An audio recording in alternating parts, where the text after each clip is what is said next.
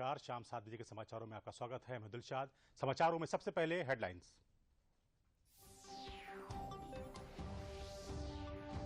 राष्ट्रपति द्रौपदी मुर्मू ने आज संविधान दिवस समारोह के समापन सत्र को किया संबोधित। कहा, हमारे संविधान ने संविधान का मसौदा बनाने में कई देशों को किया प्रेरित। न्यायपालिका में महिलाओं की भागीदारी बढ़ाने की अपील।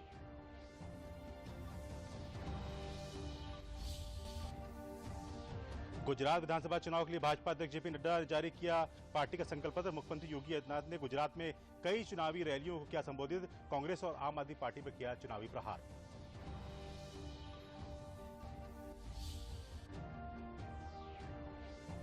काशी तमिल संगमम में हिस्सा लेने तमिलनाडु से आए चौथे दल का वाराणसी पहुंचने पर किया गया जोरदार स्वागत। आध्यात्म से जुड़े इस दल ने काशी विश्वनाथ धाम के किए दर्शन और पूजन।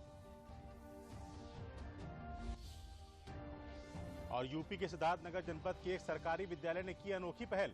स्थापित की अंतरिक्ष प्रयोगशाला। बच्चों को दी जा रही स्पेस के साथ ही ड्रोन उड़ाने और एयरक्राफ्ट की जानकारी।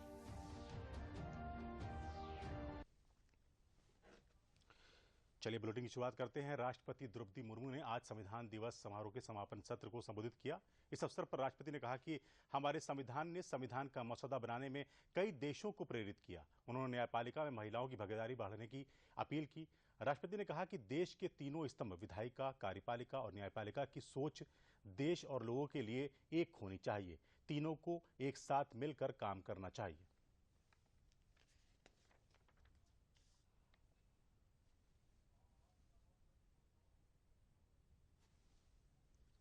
जनसाधारण के लिए, देश के लिए, लोगों के लिए तो कहीं कहीं सबका मन, सबका सोच एक होना चाहिए।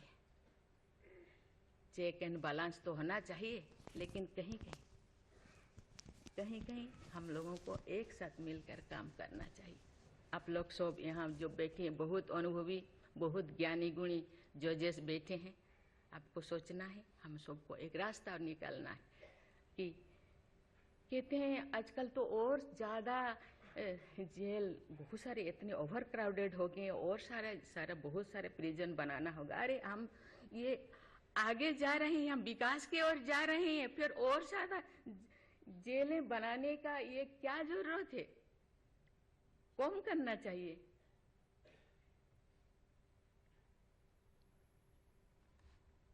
मैं सब आपके ऊपर छोड़ रही हूँ। यहाँ लॉ मिनिस्टर है और आप सब जो जैसे, मैं अपने बात को अधूरा रखी, बाकी जो नहीं बोल रही हूँ वो चीज को आप समझिए।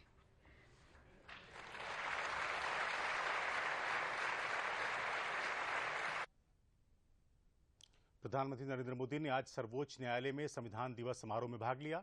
वर्ष 1949 में संविधान सभा द्वारा भारत के संविधान को अपनाने के उपलक्ष्य में 2015 से इस दिन को संविधान दिवस के रूप में मनाया जाता है। इस अवसर पर प्रधानमंत्री नरेंद्र मोदी ने justice clock, just IAS mobile app 2.0 digital court और SWAS वेबसाइट का शुभारंभ किया।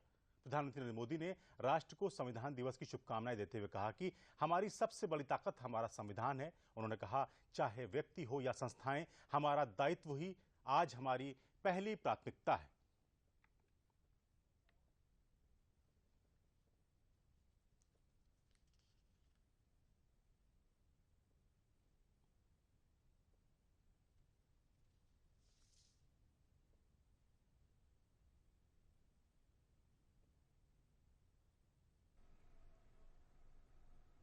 इस बार का संविधान दिवस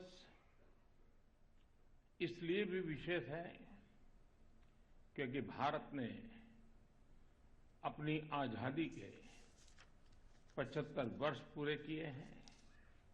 हम सभी अमृत महोत्सव मना रहे हैं। मैं आधुनिक भारत का सपना देखने वाले बाबा साहब आम्बेडकर समेत संविधान सभा के सभी सदस्यों को, सभी संविधान निर्माताओं को आदरपूर्वक नमन करता हूं। प्रधानमंत्री ने अपने संबोधन में कहा कि वी द पीपुल एक आह्वान है, एक प्रतिज्ञा है और एक विश्वास है। हमारी सबसे बड़ी ताकत हमारा संविधान है।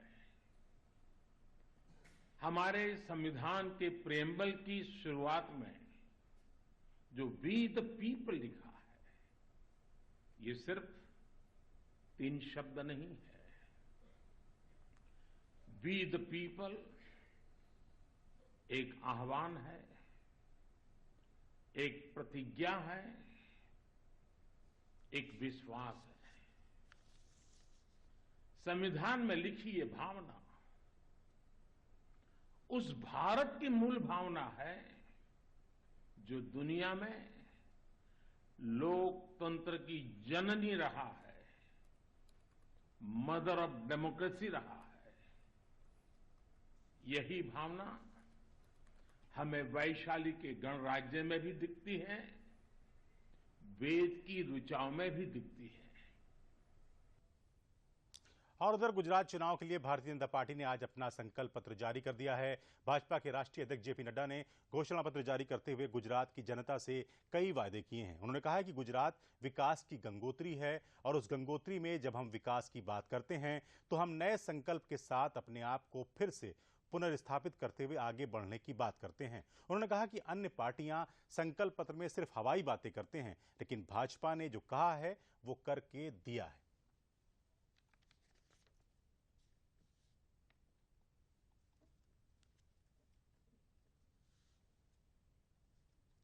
आज जब हम आपके सामने संकल्प पत्र लेकर आए हैं और अपनी बात कह रहे हैं, तो मैं अपने साथियों से एक बात और कह देना चाहता हूं। बहुत से राजनीतिक दल हैं, बड़े बड़े घोषणाएं करेंगे, करेगी क्यों ना, क्योंकि आना तो है नहीं सरकार में, लेना एक ना देना दो।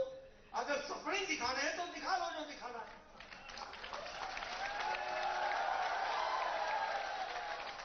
लेकिन अगर भारतीय जनता पार्टी कुछ कहती है तो हवा में नहीं कहती।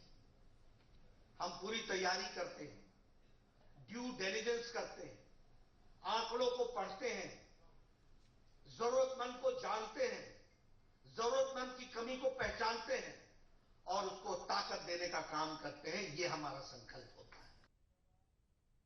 गुजरात में विधानसभा चुनाव के भाजपा के प्रचार अभियान में आज उत्तर प्रदेश के मुख्यमंत्री योगी आदित्यनाथ ने चुनावी रैली को संबोधित किया। योगी आदित्यनाथ ने गुजरात के जिला गीर के सोमनाथ विधानसभा में रैली को संबोधित करते हुए कांग्रेस पर जमकर हमला बोला। उन्होंने कहा कि गुजरात की जनता एक बार फिर भाजपा की सरकार और विकास और सुशासन और राष्ट्रवाद की नीतियों पर भरोसा जताएगी। इस मौके पर उन्होंने आम आदमी पार्टी पर भी जमकर चुनावी प्रहार किया। प्रधानमंत्री मोदी जी के मार्गदर्शन में, उनके नेतृत्व में भारत के विरासत का सम्मान हो रहा है। भारत के इस विरासत को एक नई ऊंचाइयां प्रदान करने का कार्य हो रहा है और साथ साथ विरासत के सम्मान के साथ ही भारत के उन सभी हुतात्माओं को, अमर शहीदों को, जिन्होंने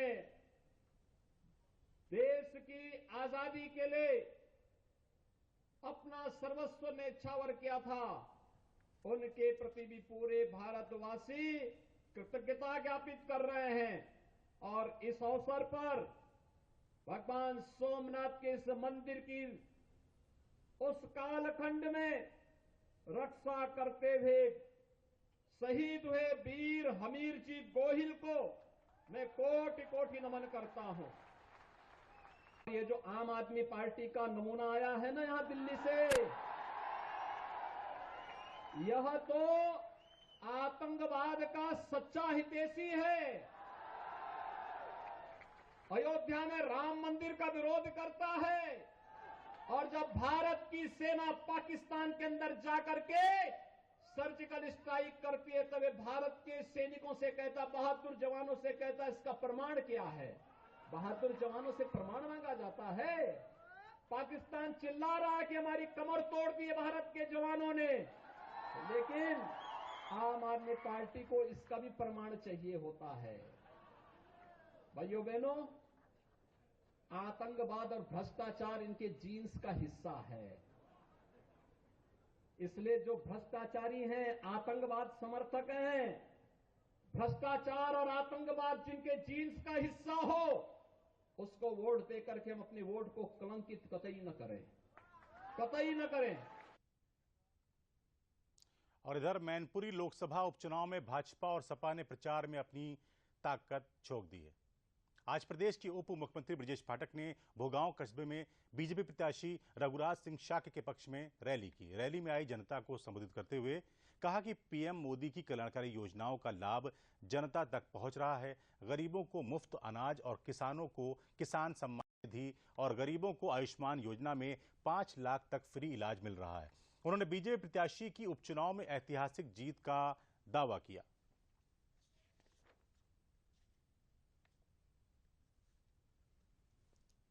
मैनपुरी लोकसभा क्षेत्र के सभी विधानसभा क्षेत्रों में भ्रमण के बाद, जनता से संपर्क के बाद मैंने देखा है जाति धर्म संप्रदाय से ऊपर उठ करके लोग बीजेपी को वोट दे रहे हैं। आदरणीय मोदी जी को आशीर्वाद दे रहे हैं। आदरणीय प्रधानमंत्री जी की, मोदी जी की जन कल्याण नीतियां जन जन तक पहुंची हैं।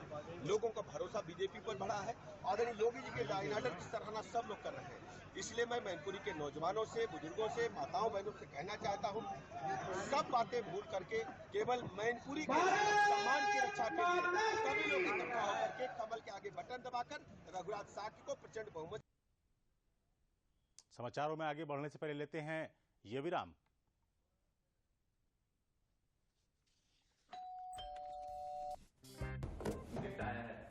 अरे वाह, लेजेंड की बैट। इससे तो मैं खेलूंगा।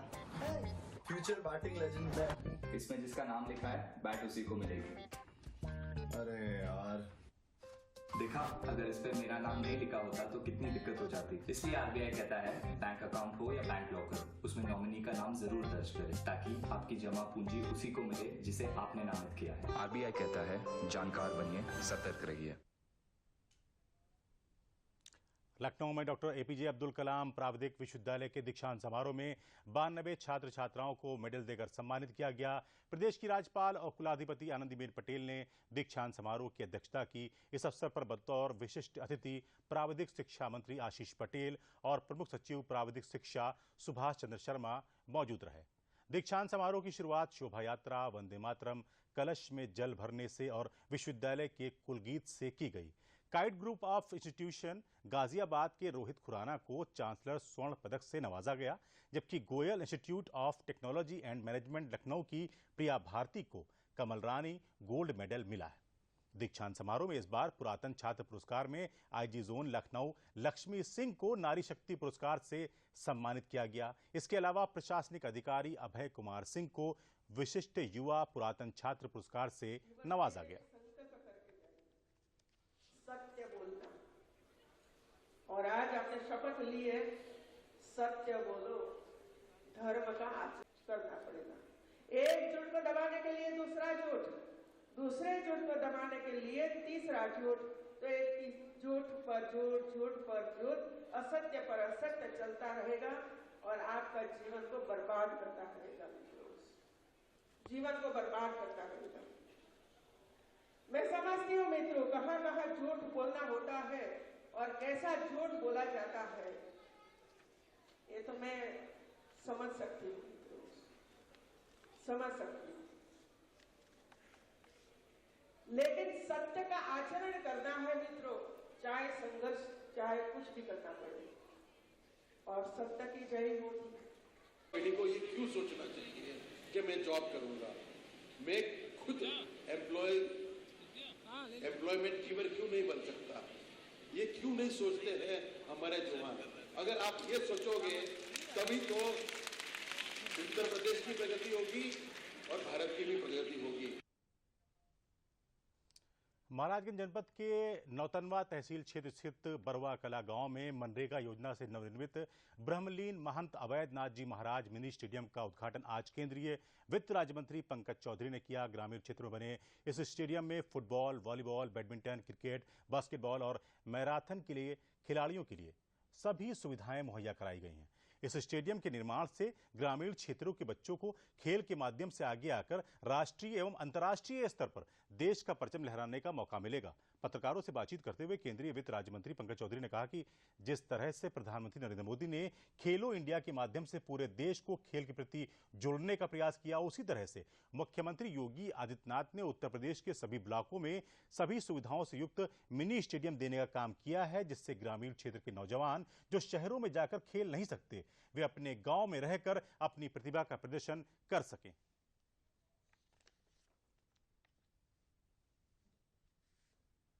देखिए, भारत कहीं ना कहीं आज बहुसंख्यक नौजवानों का देश है और नौजवान हमारे फिट नहीं होंगे तो देश के कहीं ना कहीं देश को नुकसान पहुंचेगा। इसलिए कहीं ना कहीं खेलो इंडिया के तहत जहां मोदी जी ने पूरे देश को खेल के प्रति जोड़ने का प्रयास किया, उसी प्रकार से हमारे मुख्यमंत्री जी ने उत्तर प्रदेश में जहां पे भी ऐसे जमीन मिले कम से कम ब्लॉक में एक मिनी स्टेडियम हो, जो उस स्टेडियम में सभी सुविधाएं हो, एथलेटिक्स का भी ट्रैक हो, बैडमिंटन का भी कोर्ट हो, बास्केटबॉल का भी कोर्ट हो, ऐसे सभी चीज़ों की व्यवस्था हो ताकि नौजवान जो शहर जाकर के खेलने में अक्षम है वो कम से कम गांव में रह करके अपने खेल की अपनी प्रतिभा का प्रदर्शन। समाचार लगातार जारी हैं, यहां पे लेते हैं ये विराम। फूल वाला, केटरिंग वाला, बैंड वाला, ये लो भाई। बैंड बजेगी पापा, अगर गड़बड़ हुई तो गए पैसे। अरे नहीं रे, बैंक संभाल लेगा। कैसे? मैंने पॉजिटिव पे सिस्टम पे रजिस्टर किया है। बैंक को चेक्स और बेनिफिशियरीज की जानकारी दे दी है। बैंक चेक करेगा, जांच करेगा, डिटेल्स मैच नहीं तो क्लियरेंस नहीं। अच्छा, लाइए मुझे दीजिए। फोटो वाला, लाइट वाला, मंडप वाला। आरबीआई कहता है जानकार बनिए, सतर्क रहिए। बिल्कुल सही कह रहे हैं। वाराणसी में आयोजित काशी तमिल संगमम पर दूरदर्शन समाचार की विशेष प्रस्तुति देखिए। 27 नवंबर रविवार को दिन में 2:30 बजे और पुनः प्रसारण शाम 7:30 बजे।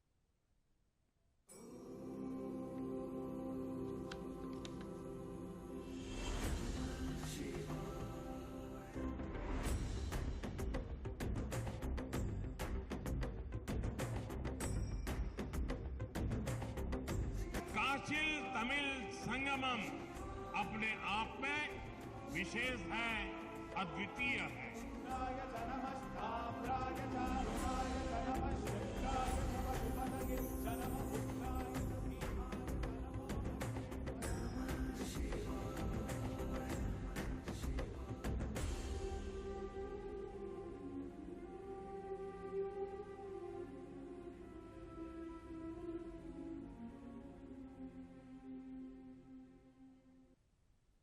बाबा विश्वनाथ का दर्शन कराना, मंत्रोच्चार के साथ काशी आए तमिल के समूहों का स्वागत करना, अंगवस्त्र और रुद्राक्ष की माला देकर आदर देने को लेकर विश्वनाथ मंदिर के पुजारी से बातचीत की हमारे संवाददाता हरिकेश बहादुर सिंह ने।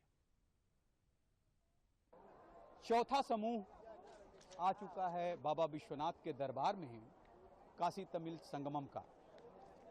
हमारे साथ हैं कार्तिक जी, जो कि तमिलनाडु के इस समूह के एक सहभागी हैं। आप आए, दर्शन किया आपने, यात्रा की, किस तरह का महसूस कर रहे हैं काशी तमिल संगमम में? हमने जो ट्रेन में आने के समय ऐसा देखा है कि हर जंक्शन में, जैसा आप आंध्र प्रदेश देख लो, महाराष्ट्र देख लेना, उत्तर प्रदेश, मध्य प्रदेश, जिस जगह पे है ना, हमको इतना अच्छा से स्वागत किया है। सब लोग रात को 10 बजे 1 बजे आके सारा लोग हमको स्वागत किए हैं। और हमको ये लगा है कि जो मोदी जी का एक ही भारत श्रेष्ठ भारत, सबको, सबका संप्रदाय और सबका जो कलाचार, सबको एक ही होना चाहिए। इसलिए हमने ट्रेन में 2 दिन हमने ट्रेन में आने के समय हमको इतना अच्छा लगा कि इतना अच्छा स्वागत किया है। और काशी तमिल संगमम जो मोदी जी का जो सपना है, वो सब लोग हमारे साथ जो आए हैं उनको बहुत अच्छा लगे थे, बहुत अच्छा लगे थे। ऐसा उन्होंने कभी, इतना जो उम्र के लोग हैं, कभी अपना जिंदगी पे ऐसा तो स्वागत नहीं किया है, इतना अनुभव नहीं किया है। हम ये मोदी जी के लिए जो उन्होंने जो ये किया है काशी तमिल संगमम, हमने बहुत खुश है। कन्याकुमारी से काशी तक बहुत सारे लोग आए हैं, तमिलनाडु से विभिन्न जो जगह से ये लोग आए। और आज संविधान दिवस के अवसर पर जनपद न्यायालय सोनभद्र में संविधान दिवस के अवसर पर जनपद न्यायाधीश की अध्यक्षता में एक कार्यक्रम का आयोजन किया गया।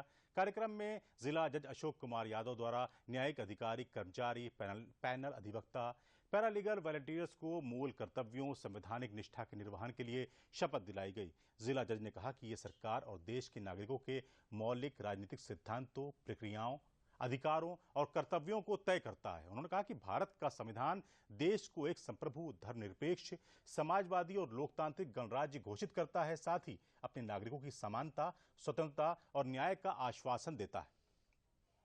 संविधान दिवस मनाए जाने का कार्यक्रम आज जनपद न्यायालय परिसर में आयोजित किया गया। जिसकी अध्यक्षता माननीय जनपद न्यायाधीश महोदय द्वारा की गई। और ये संविधान दिवस इस बात का परिचायक है कि हम स्वतंत्र भारत के नागरिक होने का हमें एहसास कराता है, साथ ही साथ मूल अधिकारों के प्रति जागरूक और अपने मौलिक कर्तव्यों के प्रति सजग रहने का भी हमें प्रेरणा देता है। संविधान दिवस के उपलक्ष्य में आज लखनऊ में एक विद्यालय में बच्चों ने नृत्य नाटिका के माध्यम से स्वच्छता के संदेश और राष्ट्रीय एकता जैसे विषयों पर प्रस्तुतियां दी। इस अवसर पर दूरदर्शन केंद्र लखनऊ के सहायक निदेशक समाचार राजीव चतुर्वेदी ने गांधी भवन में आयोजित चित्रकला, नृत्य और नाटक प्रतियोगिता के विजयी छात्र छात्राओं को सर्टिफिकेट और मेडल देकर सम्मानित किया। राजीव चतुर्वेदी ने कहा कि संविधान दिवस मनाए जाने का उद्देश्य भारतीय नागरिकों के बीच संवैधानिक मूल्यों को बढ़ावा देना है। वर्ष 1949 में 26 नवंबर को संविधान सभा ने भारत के संविधान को स्वीकार किया था।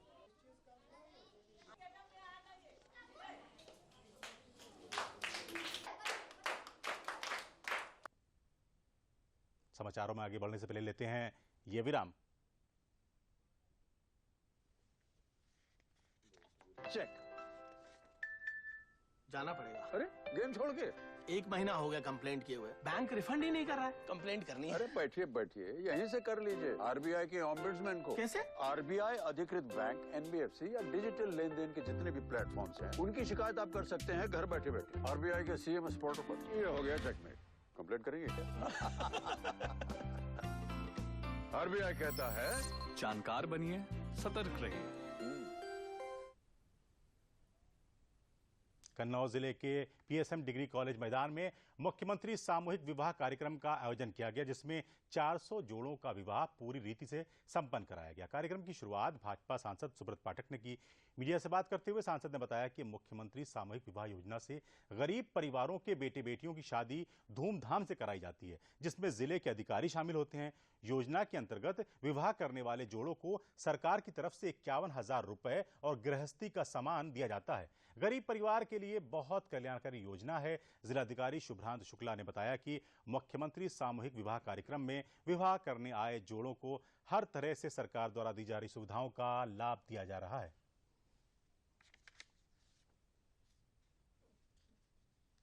ये मुख्यमंत्री सामूहिक विवाह योजना के अंतर्गत यहाँ के ऊपर 192 जोड़ों का जो विवाह हो रहा है और इस प्रकार से पूरे जनपद में लगभग 400 जोड़ों का विवाह संपन्न हो रहा है। इसके तहत 51,000 रुपये प्रत्येक की शादी में माननीय मुख्यमंत्री जी की ओर से दिए जा रहे हैं। तो निश्चित रूप से 51,000 रुपये गरीब परिवार के लिए एक शादी में मिलना, उसमें एक सामूहिक इस प्रकार की व्यवस्था, एक भव्य व्यवस्था होना, वहाँ पर सामूहिक भोजन की व्यवस्था होना, एक अच्छे भोजन की व्यवस्था, अच्छा पांडाल, और जिसमें एक अच्छे अतिथि भी सभी लोग आते हैं। जिले का जिलाधिकारी रहता है, जिले के बड़े अधिकारी रहते हैं, सांसद, विधायक, सभी लोग, एक गरिमामय उपस्थिति होती है। वहाँ के ऊपर एक अच्छा भव्य आयोजन होता है, अच्छी गैदरिंग होती है।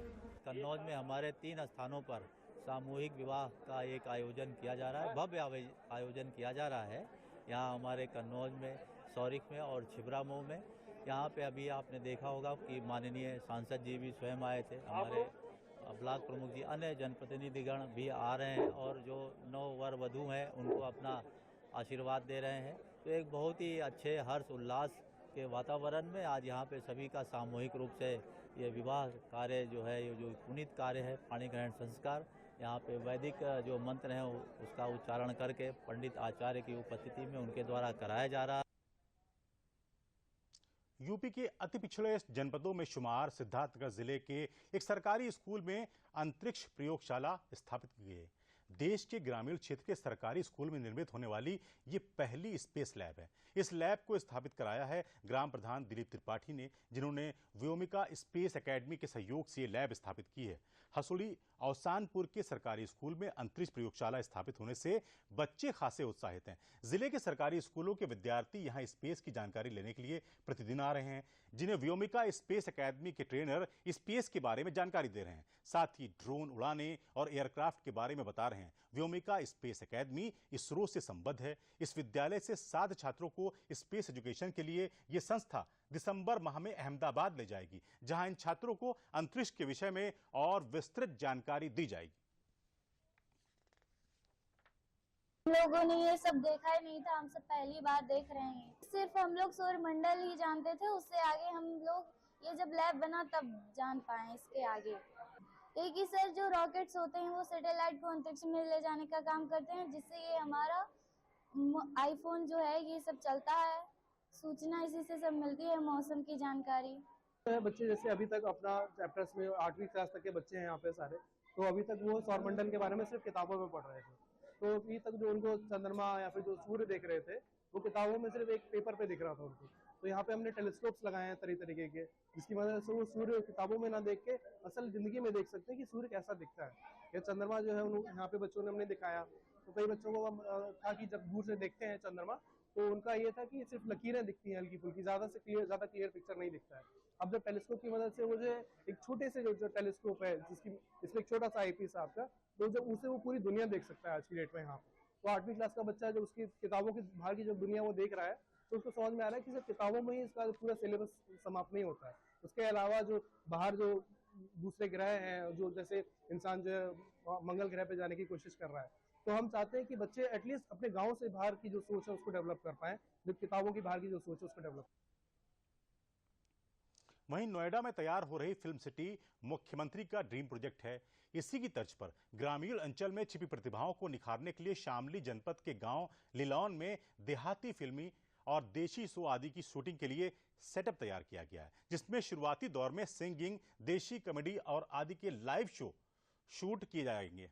इसके बाद देश में देशी बिग बॉस आदि पर भी काम किया जाएगा।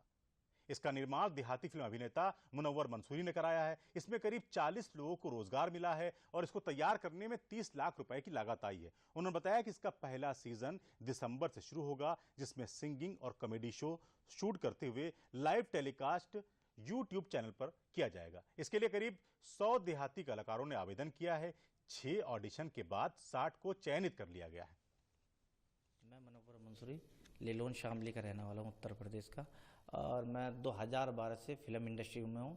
देहाती की कई बड़े पर्दे पर फिल्म आ चुकी है, हरियाणा की कई बड़े पर्दे पर फिल्म आ चुकी है। तो मैंने सोचा पश्चिम उत्तर प्रदेश की जो देहाती इंडस्ट्री है इसमें बहुत सारी प्रतिभा है जो जिनको प्लेटफॉर्म नहीं मिल पाता, उनके लिए मैंने सेट तैयार किया है लिलोन डिस्ट्रिक्ट शामली में, जिससे जो प्रतिभा छुपी हुई है वह निखर के सामने आ सके और देश का प्रदेश का नाम रोशन कर सके। और इसमें तकरीबन 30, 35, 40 लोगों को रोजगार मिलेगा। कोई कैमरामैन है, कोई मेकअप मैन है, कोई जूनियर आर्टिस्ट है, कोई सीनियर आर्टिस्ट है। तो इसमें बहुत सारे लोगों को काम भी मिलेगा। मेरा नाम आकाश शर्मा है, मैं शामली ज़िले का रहने वाला हूं। मुझे जानकारी मिली थी कि गांव लिलोन में देसी शो का एक सेटअप तैयार किया गया है। मैं यहां पे ऑडिशन देने के लिए आया था। मैं पहले कई बार राष्ट्रपति द्रौपदी मुर्मू ने आज संविधान दिवस समारोह के समापन सत्र को किया संबोधित। कहा, हमारे संविधान ने संविधान का मसौदा बनाने में कई देशों को किया प्रेरित, न्यायपालिका में महिलाओं की भागीदारी बढ़ाने की अपील।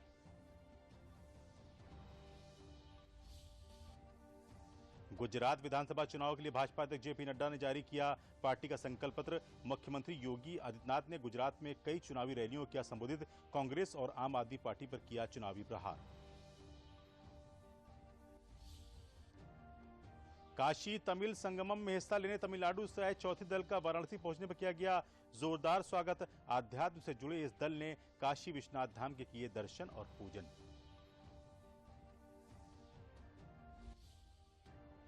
और यूपी के सिद्धार्थनगर जनपद के एक सरकारी विद्यालय ने की अनोखी पहल, स्थापित की अंतरिक्ष प्रयोगशाला। बच्चों को दी जा रही है स्पेस के साथ ही ड्रोन उड़ाने और एयरक्राफ्ट की जानकारी।